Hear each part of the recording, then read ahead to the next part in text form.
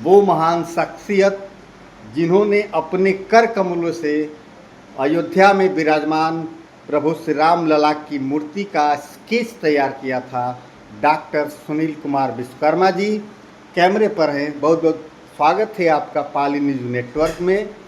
वह इंसिडेंट बताइए, वह घटना बताइए, कैसे आपका चयन हुआ प्रभु श्री राम की मूर्ति का स्केच बनाने के लिए। देखिए, ये सब ईश्वर की कृपा ही होती है। ईश्वर ही चयन करते हैं, ईश्वर ही बनवाते हैं। पहले तो श्री राम जन्मभूमि कमेटी के जितने लोग थे वहाँ, जैसे अध्यक्ष थे माननीय नृपेंद्र मिश्रा जी और सचिव माननीय चंपत राय जी, तो इन लोगों का फ़ोन आया कि एक ऐसे भगवान का चित्र बनाना है जो 5-6 वर्ष के आयु के हों, निश्चल मुस्कान होता है, और चूँकि राम आदर्श पुरुषोत्तम हुए थे तो वो भाव भी चेहरे पे दिखना चाहिए। और राम पूरे देश का नेतृत्व किए थे, पूरे विश्व का, तो वो नेतृत्व वाला चेहरा भी दिखना चाहिए। और मुझे रोक लिया कि आपको कल भी रुकना है। तो अभी तक समझ में नहीं आया कि क्या ये कहना चाह रहे हैं। दूसरे दिन गया तब उन्होंने मुझे बताया कि आपका चित्र चयनित हुआ है मूर्ति बनाने के लिए, आपको मूर्तिकारों से भी बात करना है। वो लगता था कि मेरे हाथ से बन रहा है, लेकिन मैं नहीं बना रहा हूँ, ऐसा मुझे आभास हुआ। क्योंकि जब मैं चित्र बनाता हूँ तो कई बार मिटाता हूँ जी, कुछ गलतियाँ हो जाती हैं, लेकिन इस चित्र में मुझे कहीं मिटाने की आवश्यकता नहीं पड़ी। अयोध्या में जब प्रभु श्री राम का मंदिर बन रहा था, उस समय प्रभु श्री राम के साथ साथ मोदी जी भी खूब चर्चा में थे। उनके अतिरिक्त बहुत से ऐसे लोग जो प्रभु राम के गाने गाए, उनकी भी बहुत ख्याति हुई। तथा उनके साथ साथ एक व्यक्ति की और ख्याति हुई, जिस व्यक्ति ने प्रभु श्री राम की मूर्ति को बनाया था, परंतु चर्चा नहीं हुई तो उस व्यक्ति की, जिस व्यक्ति ने विराजमान राम लला की मूर्ति का स्केच तैयार किया था कि मूर्ति बनेगी तो कैसे बनेगी, कैसी होगी प्रभु श्री राम लला की मूर्ति। तो आज मैं उस महान व्यक्ति से आपको मिलवाता हूँ, जिनका नाम है डॉक्टर सुनील कुमार विश्वकर्मा, और आपके ही शहर कोपागंज के निवासी हैं, और इन्होंने ही अयोध्या में विराजमान प्रभु श्री राम की मूर्ति का स्केच तैयार किया था, जो आज मंदिर विश्व पटल पर विख्यात हो चुका है। और प्रभु श्री राम हमारे आपके सबके हृदय में बसते हैं। तो ऐसी महान आत्मा से, ऐसे महान शख्सियत से आज मैं मिलवाता हूँ बहादुरगंज के अपने बड़े भाई विनोद बर्नवाल जी के आवास पर, जो राष्ट्रीय स्वयंसेवक संघ के कासमाबाद के खंड कार्यवाह भी हैं। क्योंकि डॉक्टर सुनील कुमार विश्वकर्मा और मेरे बड़े भाई विनोद बर्नवाल जी दोनों सहपाठी भी रह चुके हैं, इस नाते चंद मिनट के लिए ही उनका बड़े भाई विनोद बर्नवाल जी के आवास पर रुकना होगा। उसी क्षण में आपसे 2 मिनट के लिए उनसे राम मंदिर के बारे में चर्चा करूंगा। तो चलिए मिलते हैं डॉक्टर सुनील कुमार विश्वकर्मा जी से, जिन्होंने प्रभु श्री राम विराजमान अयोध्या में जो हैं उनकी मूर्ति का स्केच तैयार किया था। वो महान शख्सियत जिन्होंने अपने कर कमलों से अयोध्या में विराजमान प्रभु श्री राम लला की मूर्ति का स्केच तैयार किया था, डॉक्टर सुनील कुमार विश्वकर्मा जी कैमरे पर हैं। बहुत बहुत स्वागत है आपका पाली न्यूज नेटवर्क में। वह इंसिडेंट बताइए, वह घटना बताइए, कैसे आपका चयन हुआ प्रभु श्री राम की मूर्ति का स्केच बनाने के लिए।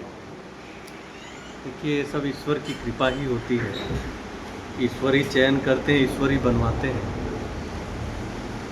पहले तो श्री राम जन्मभूमि कमेटी के जितने लोग थे वहाँ, जैसे अध्यक्ष थे माननीय नृपेंद्र मिश्रा जी और सचिव माननीय चंपत राय जी, तो इन लोगों का फ़ोन आया कि एक ऐसे भगवान का चित्र बनाना है जो 5-6 वर्ष के आयु के हों और उसी से वो मूर्ति का निर्माण होना है जो अयोध्या में मंदिर बन रहा है। और ये भी बताया कि हमने देश भर से चित्र मंगाए हैं, कुछ 80-90 चित्र जी लेकिन आप भी बना करके देंगे तो हम लोग पूरी कमेटी निर्णय लेंगे। जी तो बाद में हमसे फिर निपेंद्र मिश्रा जी ने पूरा विवरण बताया कि किस प्रकार का वो चित्र रहेगा। फिर उन्होंने बताना शुरू किया था कि राम जी का चित्र रहेगा, 5 वर्ष 6 वर्ष के आयु में होंगे और उनके चेहरे पर बाल स्मित भी रहेगा, जो बच्चों का निश्चल घुंघराले मुस्कान बाल रहता होते है, हैं। निश्चल मुस्कान होता है। और चूँकि राम आदर्श पुरुषोत्तम हुए थे तो वो भाव भी चेहरे पे दिखना चाहिए। जी राम राजा भी हुए थे तो राजत्व का भी भाव चेहरे पे दिखना चाहिए। साम्राज्यवादी भी होना चाहिए। हाँ, और राम पूरे देश का नेतृत्व किए थे, पूरे विश्व का, तो वो नेतृत्व वाला चेहरा भी दिखना चाहिए। और राम ईश्वर के रूप में भी पूजे जाते हैं तो वो ईश्वरीय तत्व भी उनके चेहरे में आना चाहिए। सभी गुण संपन्न होने चाहिए। सभी चीज़ें उस चेहरे में होना चाहिए। ऐसा प्रतिमा विज्ञान में कहीं भी किसी लक्षण में भी नहीं लिखा जाता है कि इतने सारे गुण एक चित्र में कैसे लाया जाए, वो भी 5-6 वर्ष के आयु के बच्चे में। जी तो ये किसी भी कलाकार के लिए संभव नहीं था, स्वयं ईश्वर ही इसको रच सकते थे। और मैंने भी केवल ईश्वर से प्रार्थना किया और एक क्षण हमने बस पेंसिल उठाया था और ईश्वर ने ही वो चित्र तैयार किया। बस ऐसा लगा कि हाथ कर रहा है, मैं नहीं कर रहा, और चित्र बन करके तैयार हुआ। और वो चित्र जब मैंने राम जन्मभूमि ट्रस्ट को भेजा था तो दूसरे दिन ही फ़ोन आया कि आपका चित्र जो है हमारे पूरी कमेटी को पसंद आया है। तो उन्होंने एक डेट बताया कि इस डेट में आप ओरिजिनल चित्र लेकर के आप दिल्ली आइए। तो दिल्ली में जो प्रधानमंत्री म्यूजियम है उसमें एक लाइब्रेरी भी है, उसी में मीटिंग हुआ और पता चला कि 2 चित्रकार और भी आए हैं जिनका चित्र सिलेक्ट हुआ है। और फिर तीनों लोगों से चित्र देख देख करके फिर से सबने पूछा, उनमें माननीय गोविंद देव गिरी जी महाराज थे, उन्होंने भी पूछा कि भाई आपने क्या सोच के बनाया है, कैसे बनाया है, क्या आपकी कल्पना रही। हमसे भी ऐसे ही पूछे कि आपकी कल्पना क्या रही। तो मैंने उत्तर ये दिया कि देखिए, भगवान राम काल्पनिक नहीं थे, भगवान राम जो है सबके हृदय में भाव में निवास करते हैं, उनके भाव में व्याप्त हैं। तो इसलिए मेरा भावना चित्र है, भाव चित्र है। मैंने कल्पना से कुछ नहीं बनाया, जो मेरे भाव में था वही मैंने बनाया है। और मैंने ईश्वर की प्रार्थना से ही बनाया। तो सब लोग बड़े प्रसन्न हुए और अंत में सबको बाहर निकाला गया, तीनों चित्रकारों को। फिर बाहर चंपत राय जी आए तो 2 चित्रकारों को बोल दिए कि आप लोग जाइए, और मुझे रोक लिया कि आपको कल भी रुकना है। तो अभी तक समझ में नहीं आया कि क्या ये कहना चाह रहे हैं। दूसरे दिन गया तब उन्होंने मुझे बताया कि आपका चित्र चयनित हुआ है मूर्ति बनाने के लिए, आपको मूर्तिकारों से भी बात करना है कि किस प्रकार से इसको डेवलप करना है मूर्ति।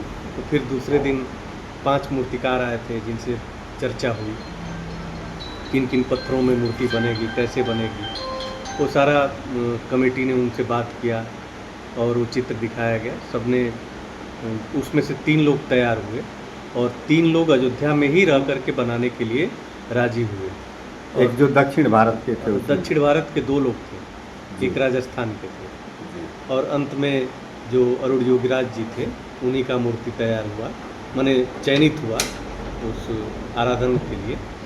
तो इस प्रकार से पूरी घटना है जिसमें पूरा श्रेय अंत में ईश्वर को ही है, क्योंकि उनको ही चयन करना था। और मैंने जैसा बताया कि वो लगता था कि मेरे हाथ से बन रहा है, लेकिन मैं नहीं बना रहा हूँ, ऐसा मुझे आभास हुआ।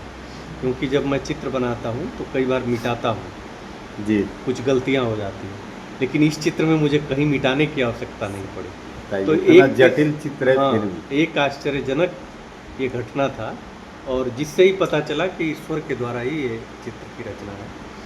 तो इस प्रकार से ईश्वर ने ही चयनित किया, ईश्वर ने ही बनाया।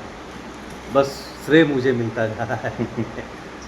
तो इस प्रकार से ईश्वर ने ही चयनित किया और ईश्वर के द्वारा ही प्रभु श्री राम जो विराजमान है वर्तमान में अयोध्या में, अर्थात प्रभु श्री राम ने ही आपको चयनित किया और चयनित करके आपके माध्यम से अपनी खुद मूर्ति बनवाया।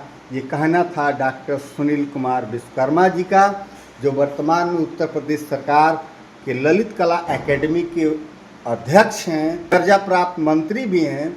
और आज इनका पदार्पण शुभागमन बहादुरगंज की पावन धरती पर हुआ है। बहुत बहुत धन्यवाद आपका। बने रहे पाली न्यूज़ नेटवर्क के साथ। मिलते हैं फिर नई वीडियो में।